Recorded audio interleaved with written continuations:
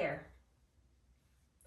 Today I'm going to be going over ways to utilize yoga triangles for wrist stability and for those of us in our practice who have maybe had a wrist injury or sustained some kind of impact or discomfort on the wrist.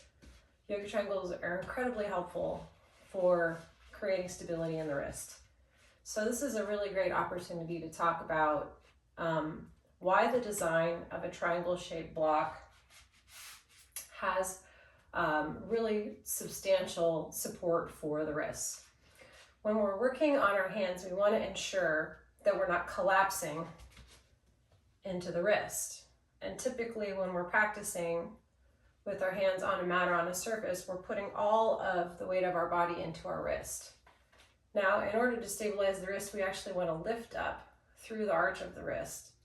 And ways to accomplish this include drawing from the center of the hand, so lifting from the center of the hand, or gripping something firmly. Using your fingers to hold actually articulates the arches of your hands and creates stability in your wrists. And this is going to be important to remember when you're practicing if you have a wrist injury, or you have wrist discomfort, or you're not sure if you're supporting your wrist when you're practicing. These are all reasons why it's important to be mindful of the amount of time that you're spending on your wrists and how you are supporting your wrists when you practice. So today we're going to be going over some ways to use the yoga triangles for wrist stabilizing. So the first variation that we're going to go over is wrist stabilizer for downward facing dog. So a couple of things. This pose can be particularly challenging to begin with, but what you want to remember is when you're pressing down on the triangles that, again, you have this gripping supportive sensation in your wrists. So downward facing dog is that inverted V shape that we're all familiar with, but to use the triangles in this variation, you can place your hands over the peak of the triangle and wrap your fingers over the front of the triangle. So when you're coming up and into your down dog, you have this stabilizing activation here, like so. Also, if it works better for you, you can spin the triangles around and push more into the longer slope of the triangle to help stabilize the wrists.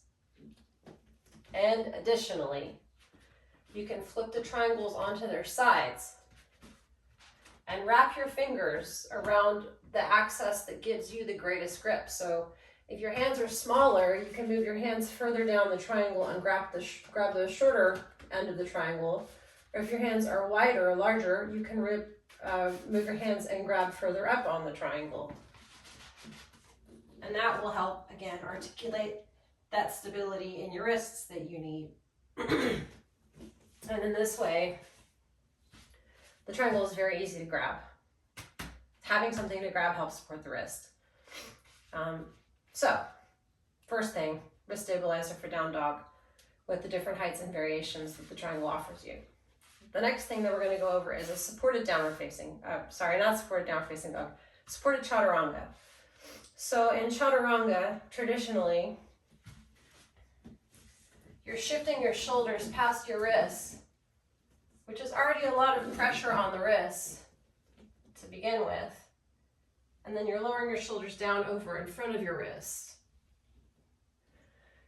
And if you've done this over and over again, what you'll feel with time is the amount of pressure that you experience over the front of your wrists.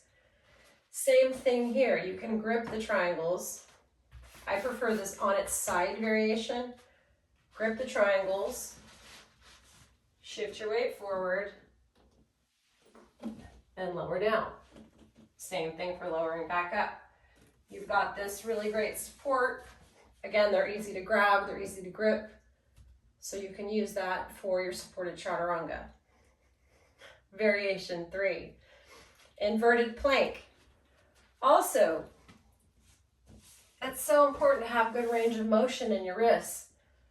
But how often do you do an inverted plank in class? And how often do you stretch your wrists in all directions? This is where the inverted plank variation with the triangles can be quite helpful. Again, gripping the triangles, pressing up and back, feeling that stabilization in the wrists. Very, very helpful. Same thing here, you can turn the triangles to the different angles with the balance landmark down, with the peak up. You can grip the peak.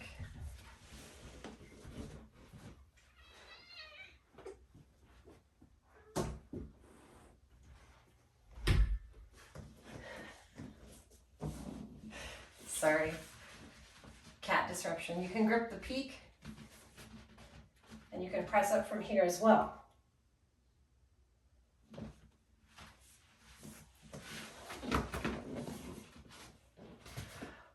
Fourth variation, supported down dog.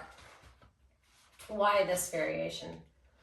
Well, when you're working in your downward facing dog, already you've got a lot of pressure on your wrists.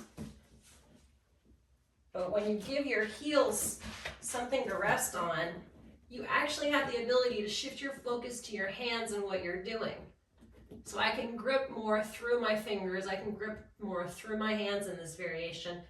I'm much more conscious of the sensation I'm feeling in my hands than focusing on trying to drop my heels or extend through the small part of my back. Next variation, we're moving into arm balances. So please take this moment as a disclaimer to realize that this is a how-to series and not a fully sequenced flow. You can pick and choose what you like from these variations. If something catches your interest, you can go back through the sequence and you can select whatever it is you'd like to focus on. And this is all broken down and listed every time we share these videos so that the life of the video is ultimately useful for everyone, wherever you're coming from to find this content. So, baby crow, supported baby crow. Crow pose, pretty challenging pose already as it is. But in supported baby crow, really all you're focusing on is getting your knees up to your arms. So you can play with shifting your weight forward here. But you've got all this additional support for your wrists and your elbows with the triangles. We try this shape as well. You know, the different angles give you different access. And you can play with lifting one foot or the other, maybe both. But you don't have that same volume of direct pressure on the wrists in this variation. And if you're new to arm balances, this is a pretty intimidating pose to begin exploring. Intimidating, challenging. But it's not so much in this variation because you have the option of scaling up. Next version of an arm balance, traditional crow. Same thing, same principles apply here. When I go into crow pose, I'm drawing my knees up onto my upper arms or up into my underarms, and I'm putting all of the pressure of my body on my little wrist joints and hoping that I can find balance here. When I add the triangles and I grip them, I find a lot more stability in my wrists. And also, because you're balancing and you're a little higher off the ground, it's a different level of challenge. So if you like arm balances, a fun one to play with. Other arm balance variations include lifting yourself up off the ground with greater ease. Having props that get you up off the ground with greater ease. That clears the floor space for you. Same thing, you've got the wrists stabilized, you're gripping, much more accessible. Supported wrist ramp. After you've done all of these arm balances, you want to let your wrists release or relax. In reclining positions, in positions where you can't relax your wrists, This one is key. So let's say I'm in a reclining butterfly. And I have lots of triangles. So I've got my support for my hips in reclining butterfly. But what about supporting the wrists? If your hands hold a lot of tension,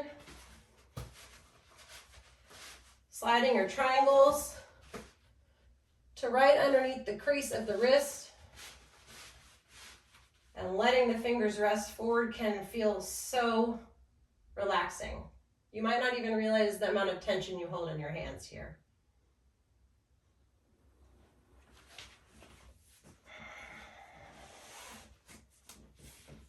Following the supported wrist ramp, supported child's pose, shoulder variation. Hello, friend.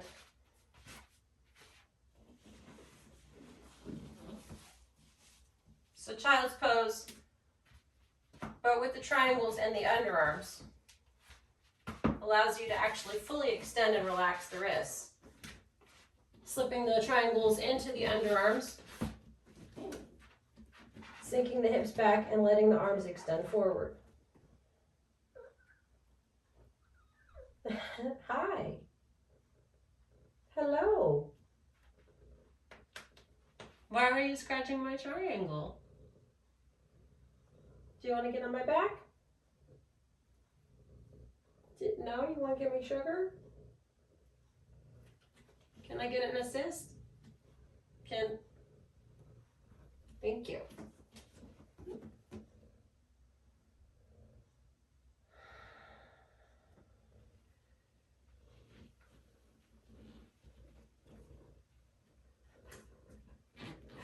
And then from here we'll go into an extended puppy pose.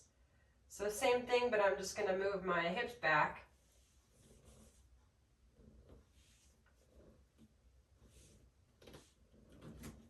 And extend my arms further out.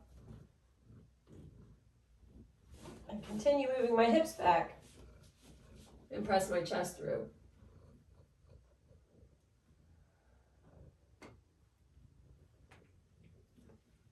From the extended puppy pose, we'll move into corpse pose. Two variations of corpse pose that we've added to the many ways to use yoga triangle for corpse pose, because who doesn't love corpse pose? Some people don't, but I love corpse pose. So you'll come into a reclining position. First variation, you want to take the landmark balance down with the letter E pointed towards your leg and match on the other side. Balance down, letter E pointed towards your leg, and you're going to slide these just under your thighs. And what you'll notice here is it helps keep the thigh bones pointed toward the sky. So if you have any internal, external bone rotation in either leg, it can help create, let's say, a better postural framing for your body. This is corpse pose version 2. Corpse pose version 3, this one is really great for individuals who have low back pain or discomfort. You'll just turn the triangles on their side so the peak is pointing towards your feet and the landmark is pointed towards your head, and you'll find the creases behind your bottom, and you'll pull the triangles into the creases and extend the legs out. And what you'll feel here is there's just a light lift across the backside, so your glutes might float just barely away from the floor, and your low back gets a nice release here.